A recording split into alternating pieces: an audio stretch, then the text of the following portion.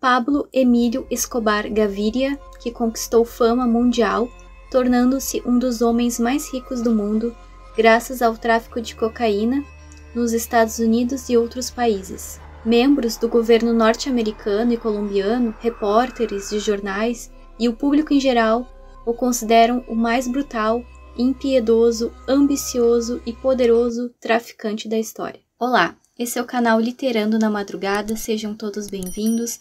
Já vou pedir para vocês deixarem o like para ajudar no crescimento do canal, deixa seu comentário. Então, vamos ao caso de hoje. Pablo Escobar nasceu no dia 1º de dezembro de 1949, em Rio Negro, na Colômbia, sendo o terceiro de 7 filhos de Abel de Jesus Escobar, um fazendeiro, e Hermilda de los Dolores Garrivia Berrio, uma professora de escola primária. Já na adolescência, nas ruas de Medellín, Escobar envolveu-se em muitas atividades criminosas, juntamente com Oscar Bernal, como aplicação de golpes, venda de cigarros contrabandeados e bilhetes falsos de loteria, além de roubos de carro.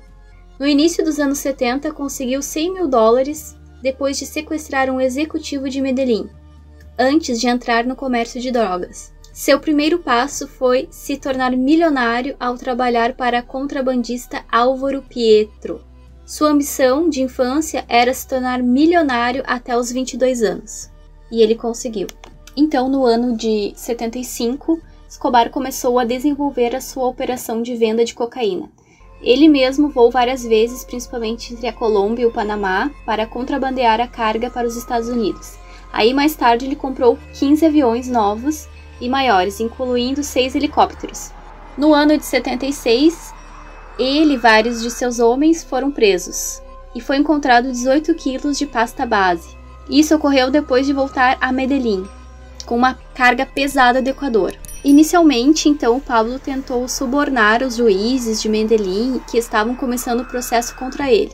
Em vez disso, depois de muitos meses de disputas legais, Pablo conseguiu subornar os 2 policiais que o prenderam, e o caso foi arquivado. Então, desde esse episódio, ele começou seu padrão de lidar com autoridades através do suborno, ou então tu aceitava o suborno, ou então era a morte. Pablo Escobar foi responsável pela explosão do voo Avianca 2003. Ele assumiu dizendo que o alvo principal era César Garrivia Trujillo, que ele era candidato na época à presidência, porém ele não estava presente nesse voo. E o resultado disso foi 101 pessoas inocentes mortas. Também ele foi responsável pela explosão do prédio de segurança de Bogotá no ano de 89.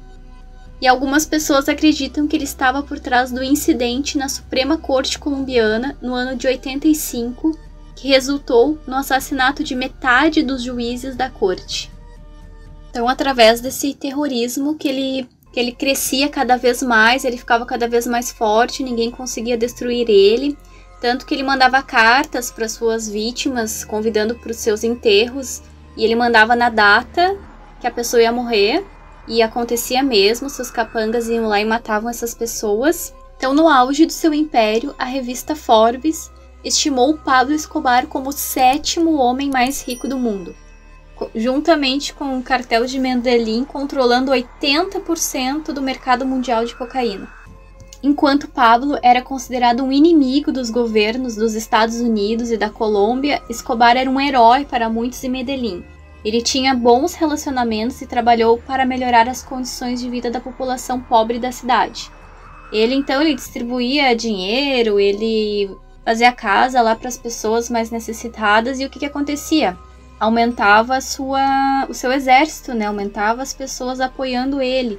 Então ele era muito político também nesse sentido. Então ele gostava muito de futebol, então ele construía estádios, ele financiava os times lá da cidade. Ele sempre se esforçou então para cultivar aquela imagem de Robin Hood, de que tirar dos ricos para dar aos pobres. Então a população ajudava muito ele nesse sentido, então escondendo informações, na polícia ia lá, então todo mundo era com ele mesmo, tava com o cara, então ele era muito poderoso mesmo.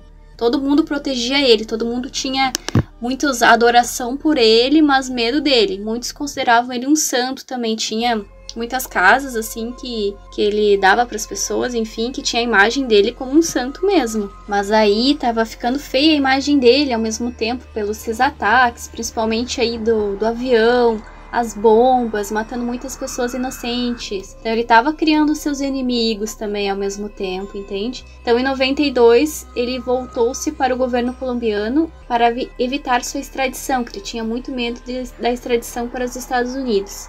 E também agora ele estava fazendo muita rivalidade, né, com o cartel de Cali. Então Escobar foi preso, mas ele teve uma condição, ainda ele era poderoso. Ele mesmo construiu a prisão dele, chamada La Catedral, e ele negociou um acordo que ele ficaria lá por 5 anos, que não teria mais esses ataques à população e tudo mais. Mas não foi bem isso que aconteceu. Muitas vezes ele saía da prisão, mas a prisão, assim, não parecia uma prisão, porque tinha tudo lá dentro. Tinha casa de jogos, tinha festas, tinha jogos, ele podia receber quem ele bem entendesse. Ele construiu lá uma mansão e foi ficando complicado para ele, porque teve uma divulgação de fotos dos passeios que eles faziam, ou que acontecia muitas mortes lá dentro também, ele matava os parceiros de negócio dele. Isso acabou sendo divulgado e a opinião pública aí começou também a ver ele com outros olhos novamente. Depois da divulgação das fotos do que acontecia na La Catedral, um oficial do governo tentou transferir Escobar para outra prisão no dia 22 de julho de 92. Então ele acabou escapando com medo novamente de ser extraditado para os Estados Unidos. Então ele conseguiu fugir. Então ele foi fugindo sempre com frequência, porque ele tinha muitas residências, então ele ficava passando nessas residências e os seus inimigos perseguindo, a polícia juntamente, os grupos militares também que queriam o fim do Pablo Escobar. E foi assim que foi ocorrendo o fim dele. Foi aos poucos, foi algo muito demorado, demorou muito tempo para ele cair.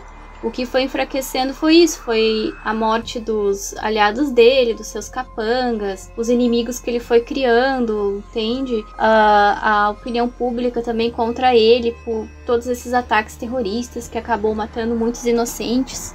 Então, o fim disso tudo foi no dia 2 de dezembro de 93, que a Polícia Nacional da Colômbia, usando uma tecnologia de triangulação de rádio, essa equipe de vigilância eletrônica conduzida por Hugo Martinez encontrou ele escondido, né, porque ele estava tendo comunicação com a família dele, e foi isso que acabou pegando ele. E aí, assim, ele lutou, conseguiu fugir, pular a janela, mas mesmo assim ele não conseguiu, ele foi atingido por tiros, mas ele matou lá alguns policiais também, foi uma luta e acabaram pegando o Pablo então. Então, após a morte do Pablo, o mercado de cocaína então tornou-se dominado pelo rival, que era o cartel de Cali, até meados dos anos 90, quando seus líderes também foram mortos ou capturados pelo governo colombiano. E a imagem, então, de Robin Hood que o Pablo tinha com a população, especialmente entre os mais pobres, que ele auxiliou muitas pessoas, né, estava viva essa imagem ainda para muitos. Então, muitas pessoas lamentaram a morte dele e cerca de 25 mil pessoas estiveram presentes em seu sepultamento. Então, ele era amado e também odiado. Então esse foi o caso de hoje que eu trouxe para vocês, um pouco diferente da proposta do canal, quis mudar, diversificar um pouco, espero que vocês tenham gostado.